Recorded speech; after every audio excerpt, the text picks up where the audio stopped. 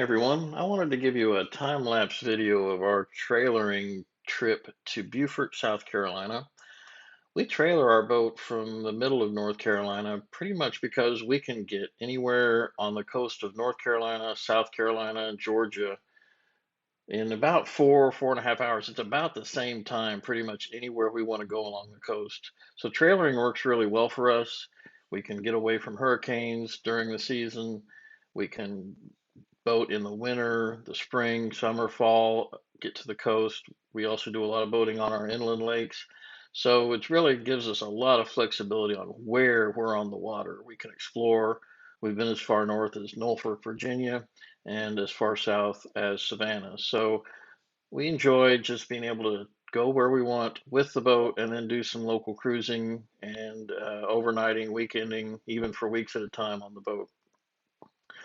So this time we started out with an actual trip plan. I started doing this based on a video of an RV couple that I saw who had the same issue we do, which is finding a good place to stop, to get gas. Where do you eat?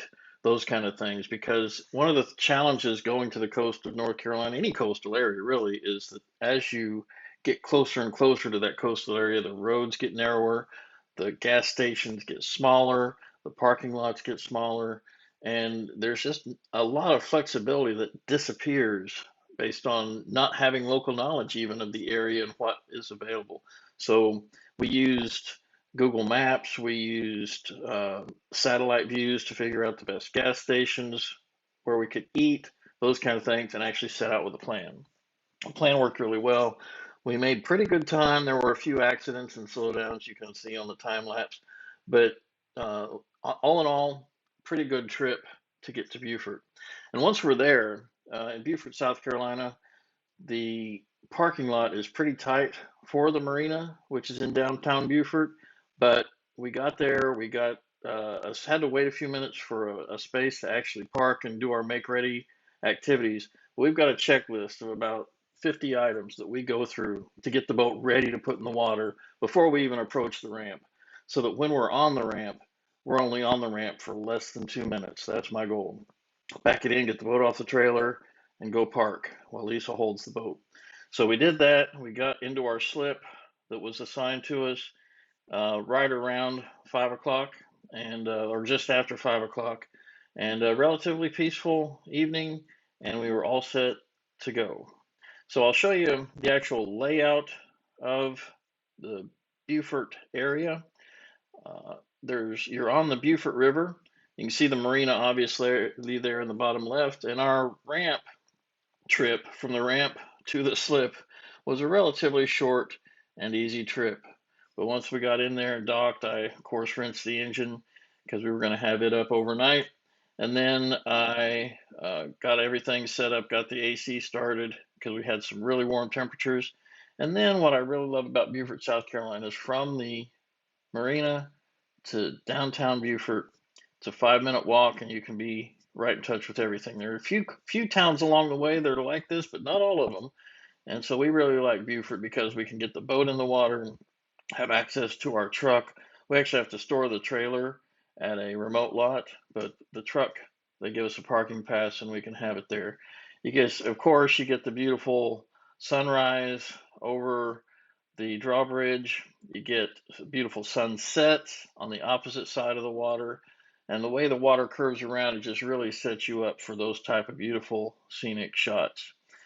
And Beaufort has some great restaurants. We love to go walk and take a breakfast trip into Blackstone's. That's probably our favorite place in Beaufort, just because it's a really neat little place with a lot of character, very patriotic place. And if you get there some morning before 8 o'clock, get ready to stand up and say the Pledge of Allegiance if you're of a mind to, because that's what they do at 8 o'clock every morning.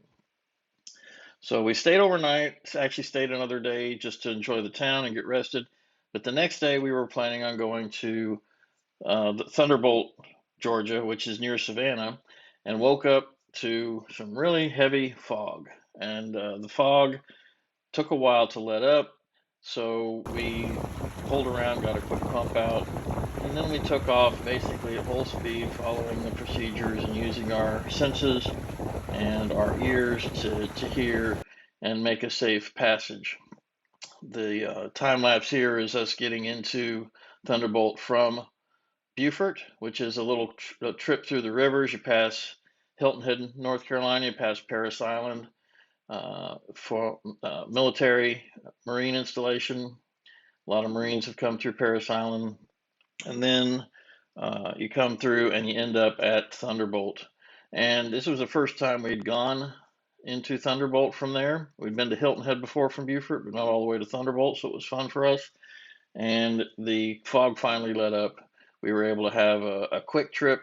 We were trying to get there before noon because it was December 31st, and we wanted to be there before the marina closed at noon, because it's always good to get there when the marina is open, and you can get access to all the amenities and everything. We ended up behind a much larger boat from Hickory, North Carolina, as their port of call. Obviously, you can't get to the coast from Hickory, North Carolina on the water, or we would, but it was nice to actually coincidentally end up behind that really nice boat, Silo. For those of you who aren't used to coastal boating or aren't used to areas where there are large tidal swings, this is an illustration of some of the largest tides we run into. The At the left, we have high tide standing just next to Elvin Ray looking at the piling. And then on the right, you'll see that same piling as I took a picture of Elvin Ray from the gazebo. And you can see the tidal swing difference, almost 8 feet, I'm sure. And of course, we went into Charleston and did the touristy stuff, rode the buses around, and got some great food. And of course, that led to an exhausted Smitty at the end of the day. He had a great time there, seeing all the people and doing all the things, but got a lot of exercise. So we spent a few great days in the Thunderbolt, Georgia area with Savannah trip one day, and then just kind of hanging out in the Thunderbolt area for a couple of days and enjoying the new year. And headed back to Beaufort, South Carolina after that few-day period so we could work from the boat for a few days before we actually headed back to foothills of North Carolina. So the Safe Harbor Beaufort Marina is located right outside of downtown, like I showed you on the map before, and that marina faces almost directly south.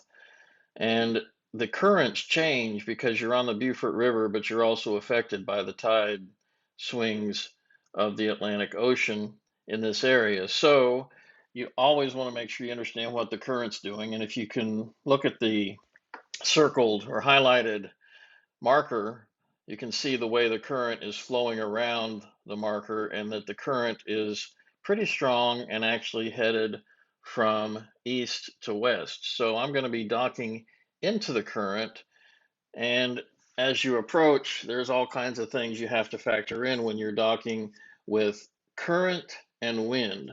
And so the current, again, going, basically I'm heading into the current as I dock, which is better than heading away from it. It gives you a lot more opportunity for control, more water flow over your control surfaces and those kind of things. But also the wind is blowing almost directly south, so that it's actually trying to push me away from the dock. A little later that day, there was a much larger vessel coming in, and they actually had 3 attempts to try to get docked on the end of this face dock because the wind was just pushing them so hard off of the dock. But as you can see, my dock assignment there is with the white arrow. That's where I want the boat to end up. And so I picked out a kind of a target there, a red firebox that I can see on the dock. But then the red arrow on the screen indicates really the direction or the heading of the boat. And the because of the current, because of the wind, I cannot simply point the boat where I want to end up on the dock and actually ever get there. If I did that and pointed the boat at that white arrow, I would end up running directly into the sailboat that I'm docking right in front of. So I keep the boat pointed to the high side of that dock, basically pointed at the fuel or the dock master's office. and that allows me to slip through the current while still maintaining progress toward the dock. I have to come in at a pretty steep angle because of the wind. Again, if I get my port side of the boat parallel with the dock too soon, I'm just going to get blown right off the dock. Now, I do have the advantage of this larger vessel on the opposite side of the dock, kind of blocking some of that wind. But you can see as I come in here, I want to end up where that firebox and life preserver are, coming in at a pretty steep angle. And at this point, I'm using the bow thruster to push the bow away from the dock. Then I've also got the engine hard to starboard so that if I give it a little bump of throttle, it's going to push the rear toward the dock. Meanwhile, maintaining distance with the sailboat directly to behind me. So that's how I got into the dock. If you have any comments on that approach or any questions about docking in those kind of current and wind conditions, leave a comment below in the feedback and we'll be happy to answer your questions, maybe even do more docking videos if you're interested in seeing how I dock in different situations. And then so while I'm getting the boat adjusted and the motors shut off and everything like that, the dock hands are tying up the boat at Lisa's direction just as a temporary tie up. Wherein I get off the boat, I'll go around and actually tie the lines the way I want them done, because it's never going to be done the way you want it done if somebody else does the work. After we get all the lines set, hooked up to electric and everything, then it's just a matter of getting everything ready, getting Smitty settled in so that we can go take a walk and have a nice dinner. Of course, Beaufort, South Carolina is near the Marine Air Station, Beaufort. So if you love the sound of freedom flying overhead, you may get lucky and get to see some of the maneuvers and practice runs of F-22 Raptors and other aircraft that fly out of that air station. And if you like this video, please subscribe to our channel. We'd love to have you along for the ride with us as we take our Ranger tugs to new locations and do different modifications and additions to the tug to make it our home away from home. We also can be followed on Facebook and Instagram, so give us a like and let us know what you think in the comments below. Thanks for watching.